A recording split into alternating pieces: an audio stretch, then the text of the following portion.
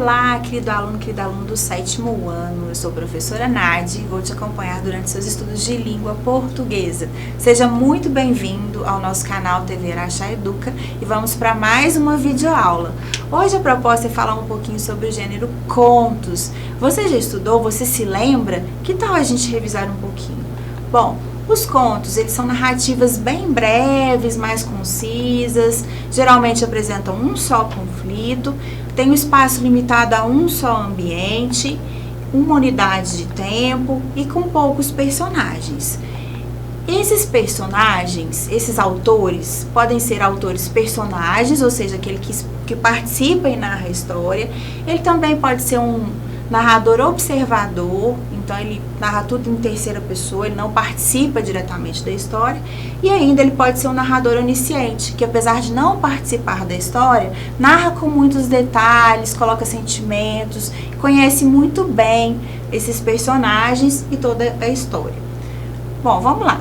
Recapitulando aqui um pouquinho os tipos de conto. A gente tem algumas divisões principais. Os contos geralmente são divididos em contos populares, de fadas, fantásticos e de terror. Apesar de existirem algumas subdivisões mais modernas, que subdividem em contos de humor, realistas, infantis e psicológicos. A nossa proposta para a videoaula de hoje é falar dessa divisão principal. E aí nós vamos começar pelos contos de fadas. Eu tenho certeza que você já ouviu, conhece a maioria dos contos de fadas, como por exemplo a Bela e a Fera, a Bela Adormecida, a Branca de Neve e os 7 Anões, a Cinderela, Chapeuzinho Vermelho, João e Maria, Patinho Feio, Gato de Botas e etc. São as primeiras leituras que a gente tem contato na nossa infância, não é mesmo? Então, esses contos, eles são bem antigos, de origem medieval, são narrativas curtas, geralmente possuem um elemento mágico. As personagens, lugares e tempos não são determinados historicamente e eles são marcados, a maioria deles, pelo início. Era uma vez. Existem também, nos contos fantásticos, elementos inusitados, incomuns, sobrenaturais. Os personagens são seres mitológicos, geralmente são monstros. O enredo não segue uma linha cronológica e ali é sempre a ficção, a realidade. Causa uma certa sensação de estranhamento no leitor, mas o leitor não fica com medo, e essa é a diferença entre os contos fantásticos e os contos de terror. Como exemplo desses contos, a gente tem Os Dragões, de Murilo Rubião, Quem se Contenta, de Ítalo Calvino, Assombrações de Agosto, de Gabriel Garcia Marques, Flor, Telefone e Moça, de Carlos Drummond de Andrade. Que tal? Te convido para buscar esses contos e fazer uma leitura, tenho certeza que você vai gostar. E para falar um pouquinho mais desses contos fantásticos, eu vou trazer para você um vídeo com o conto de João Anzanello Carrascosa, chamado Um Conto Fantástico. Vamos lá, vamos conferir?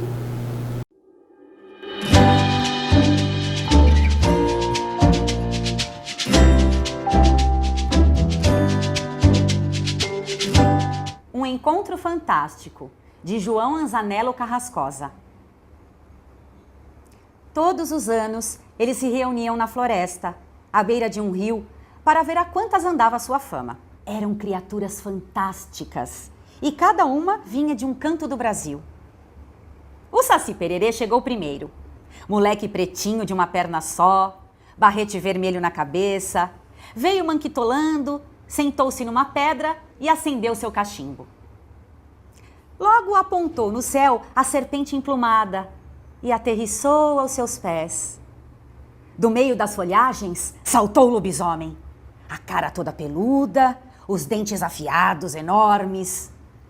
Não tardou, o tropel de um cavalo anunciou o negrinho do pastoreio, montado em pelo no seu baio. Só falta o boto, disse o Saci impaciente. Se tivesse alguma moça aqui, ele já teria chegado para seduzi-la, comentou a serpente emplumada. Também acho, concordou o lobisomem. Só que eu já teria apavorado. Ouviram nesse instante um rumor à margem do rio. Era o boto saindo das águas na forma de um belo rapaz. Agora estamos todos, disse o negrinho do pastoreio. E então? Perguntou o boto, saudando o grupo. Como estão as coisas? Difíceis, respondeu o Saci e soltou uma baforada. Não assustei muita gente nessa temporada. Eu também não, emendou a serpente emplumada. Parece que as pessoas lá no Nordeste não têm mais tanto medo de mim. Lá no Norte se dá o mesmo, disse o Boto. Em alguns locais ainda traio as mulheres, mas em outros elas nem ligam. Comigo acontece igual, disse o negrinho do pastoreio. Vivo a achar coisas que as pessoas perdem no Sul, mas não atendi muitos pedidos este ano. Seu caso é diferente, disse o lobisomem. Você não é assustador como eu, o Saci e a serpente emplumada. Você é um herói. Mas a dificuldade é a mesma, discordou o negrinho do pastoreio. Acho que é a concorrência, disse o Boto. Andam aparecendo muitos heróis e vilões novos. Pois é, resmungou a serpente emplumada. Até bruxas andam importando. Tem monstros demais por aí. São todos produzidos por homens de negócios, disse o Saci. É moda, vai passar. Espero, disse o lobisomem. Bons aqueles tempos em que eu reinava no país inteiro, não só no Cerrado. A diferença é que somos autênticos, disse o negrinho do pastoreio. Nós nascemos do povo. É verdade, disse o Boto, mas temos de refrescar a sua memória. Se pegarmos no pé de uns escritores, a coisa pode melhorar, disse a serpente emplumada. Eu conheço um, disse o Saci. Vamos juntos atrás dele. E foi o primeiro a se mandar, a 1000 por hora, em uma perna só.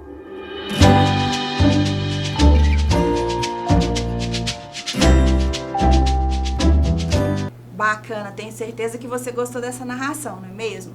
Vamos identificar quais características essa história tem, esse conto tem, que o caracterizam como um conto fantástico. Primeiro, os personagens são personagens que não existem, são personagens mitológicos, como o Saci, uma serpente emplumada, o Boto, o lobisomem.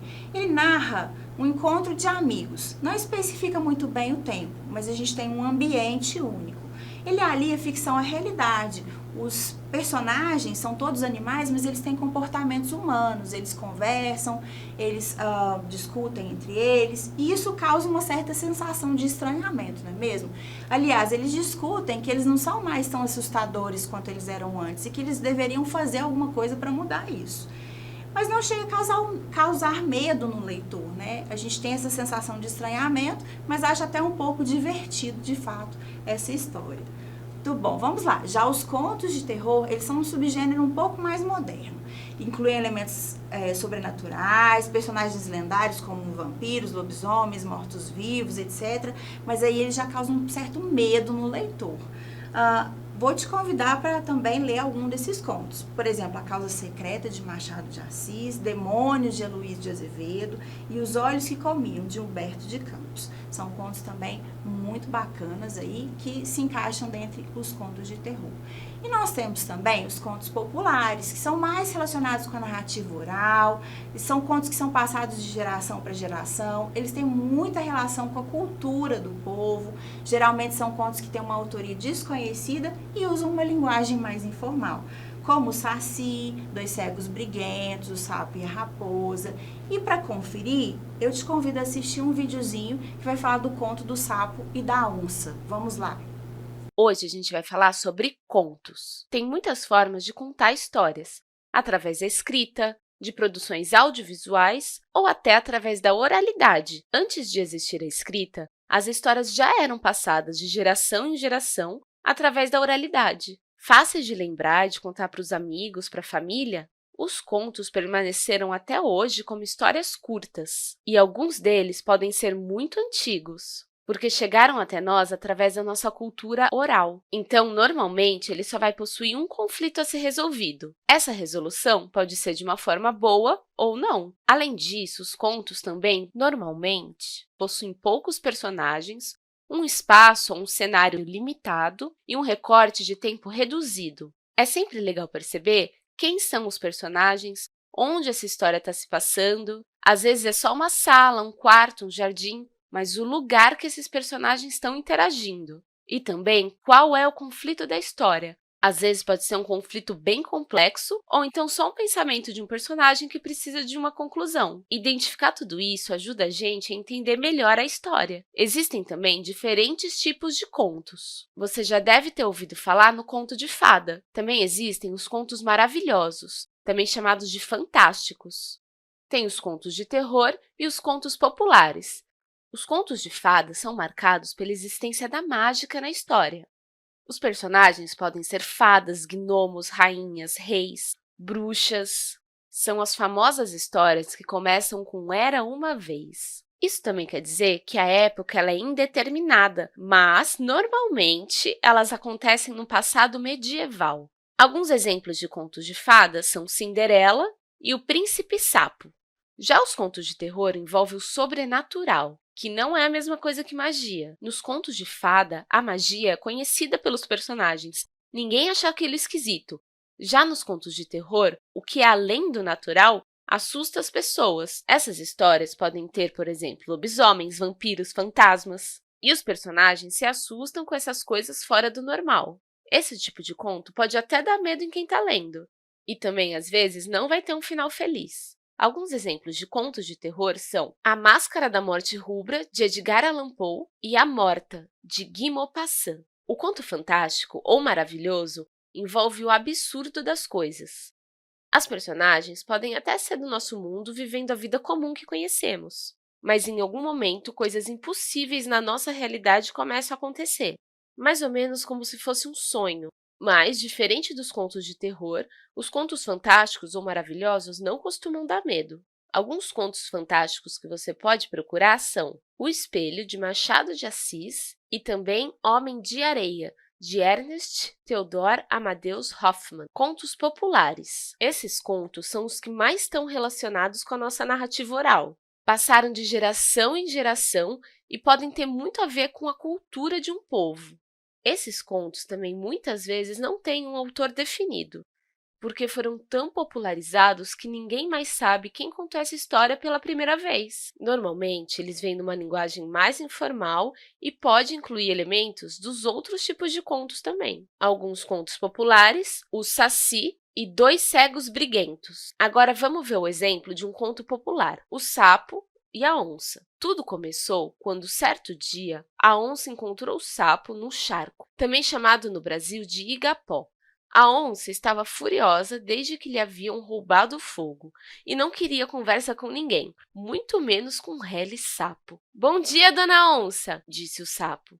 A onça estava com muita raiva, disposta a abocanhar qualquer um que se atravessasse no seu caminho. E só não engoliu o sapo por achá-lo muito asqueroso. "Como ousa dirigir a palavra a mim, ser repugnante e desprezível?", rosnou ela. "Meu amigo, tudo é questão de opinião", respondeu o sapo, fleumaticamente. "As sapinhas não me acham nada repugnante e não conheço ninguém que me despreze." "Pois eu o desprezo." "Por favor, não banque a tola. Se me desprezasse, não estaria aí me ofendendo." Diante disso, a onça ficou ainda mais furiosa. "Desprezível, sim! Quem olha para você com respeito? Ninguém! Todos me respeitam.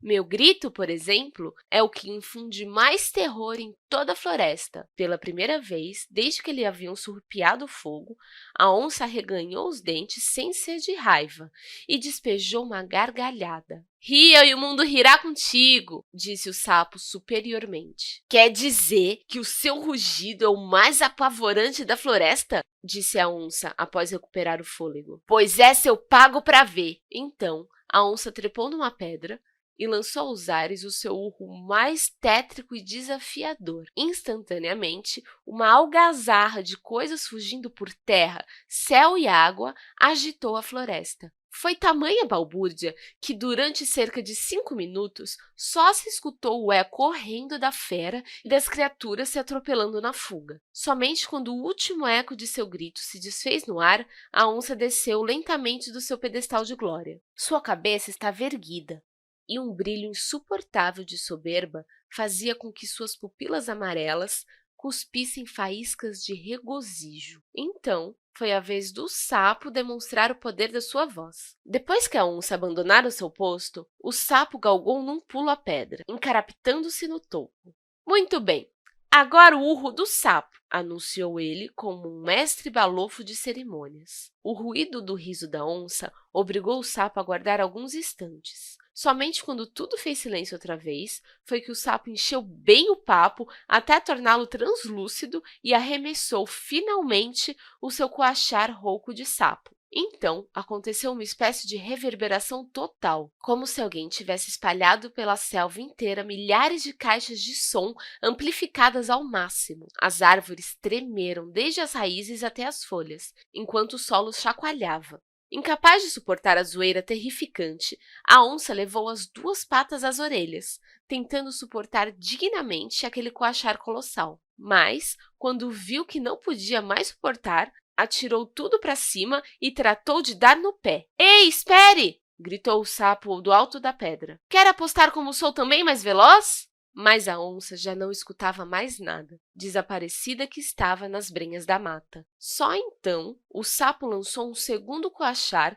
que foi a ordem expressa para cessarem todos os outros, já que, na verdade, não só ele havia gritado, mas todos os outros sapos assemelhados da floresta, tais como as dias, as rãs, as pererecas, os cururus e o restante da valorosa dinastia dos seres coachantes. Nesse conto, os personagens principais são a onça e o sapo, e deu para perceber, pela história, que os dois estão no meio da mata. E o conflito da história é quando os dois vão disputar quem tem o rugido mais amedrontador da floresta. E esse conflito se resolve com o sapo enganando a onça, fazendo ela pensar que aquele coachar tão poderoso era só dele.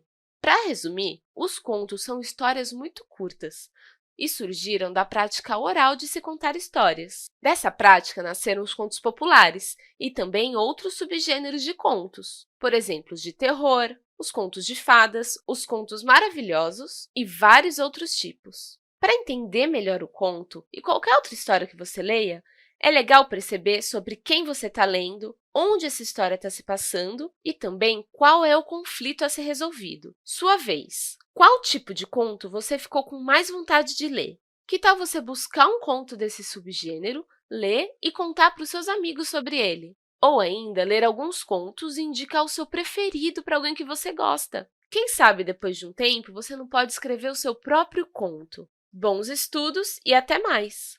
Muito bacana, não é mesmo? Vamos analisar, então, o que caracteriza esse conto como um conto popular. Eu tenho personagens principais que são animais, um espaço único aqui que é a mata, um tempo indefinido, tudo começou quando, certo dia. A gente tem um único conflito, que é a disputa entre o sapo e a onça para ver quem tinha o rugido aí, o coachar mais alto. É uma narrativa oral, uma linguagem mais informal. O narrador, ele é observador, ele não participa diretamente da história e a gente tem a predominância aí do discurso direto. Bom, vamos lá. Para ilustrar um pouquinho mais a respeito dos contos populares, vamos falar dos contos afro-brasileiros, que são contos muito importantes porque mantêm a tradição e as origens do povo brasileiro. Você já ouviu falar do Hussein? Ele é conhecido como o dono das ervas, ele era médico da religião africana no Brasil. Vamos conhecer um pouquinho mais a respeito do autor desse conto. Bom, o autor dele é o Mestre Di, o nome dele é um pouquinho complicado, Deuscórides Maximiliano dos Santos. Ele é da Bahia, ele era, nasceu em Salvador, na Bahia, em 1917. E esse conto, ele faz parte dessa coletânea aqui, Contos Negros da Bahia e Contos de Nagô, que foi da editora Corrupio, de 2003. Bom, para a gente conferir, eu trouxe aqui para você o conto do Hussein, que explica a origem desse personagem, toda a história dele e toda essa relação que ele tem com a afrodescendência. Vamos lá?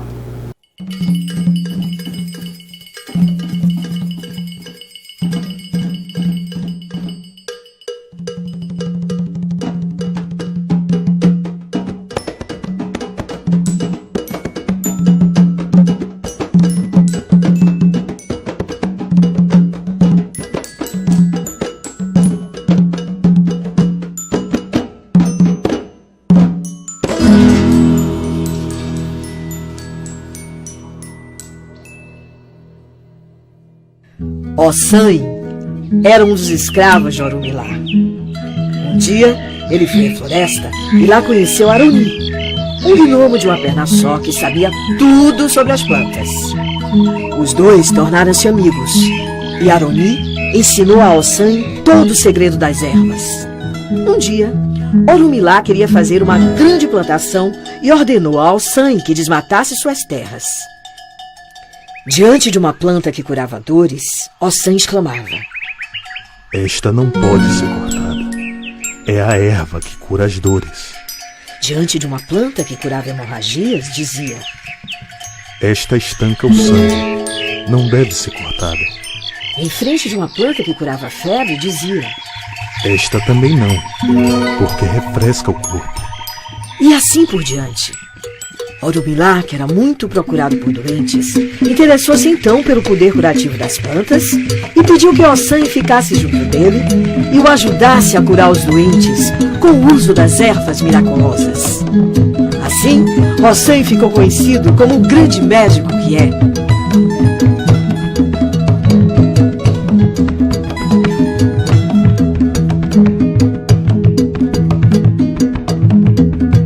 Me diz aí, você já conhecia esse conto? Muito interessante, não é mesmo? Então vamos analisar que características ele tem que o classificam como um conto popular. Primeiro, como podemos explicar o fato dele ser um médico de todos os moradores aos 10 anos de idade? Bom, nos ritos religiosos afrodescendentes, orixá é a personificação divina das forças da natureza e Ossan é o orixá da cura. Desde a infância, as crianças elas tinham o hábito de conhecer e aprender com os avós, com os pais, as ervas medicinais, as plantas que existiam na natureza e usavam essas plantas para sua própria cura, para a cura de várias doenças. Por isso, aos 10 anos, ele conseguia conhecer tão bem todas as plantas da floresta, inclusive medicar, né, a própria população. Bom, a função, transmitir valores, crenças, tradições culturais para outras gerações. Então, são contos que vão passando de geração a geração de maneira oral. O autor desse conto, Mestre Di, ele é negro e se identifica assim, Mestre Didi. O tema, ele vai falar fatos específicos da cultura afro-brasileira, na história de um orixá, que é o Ossan, que denomina o conto que a gente analisou. Bom, vamos lá. A linguagem. Durante o conto, você deve ter percebido que existem expressões muito específicas que vêm da língua dos afrodescendentes. O lugar de enunciação revela uma dimensão religiosa ou ideológica, ou seja, é escrito por um negro reafirmando o seu lugar nessa cultura, uma atitude compromissada com a própria cultura. Bom, então vamos lá. Hoje nós falamos um pouquinho sobre os contos, nós falamos das características desse gênero textual, nós falamos dos tipos de narradores, dos tipos de contos, das suas subdivisões, inclusive analisamos alguns deles. Espero que você tenha gostado. Até a próxima!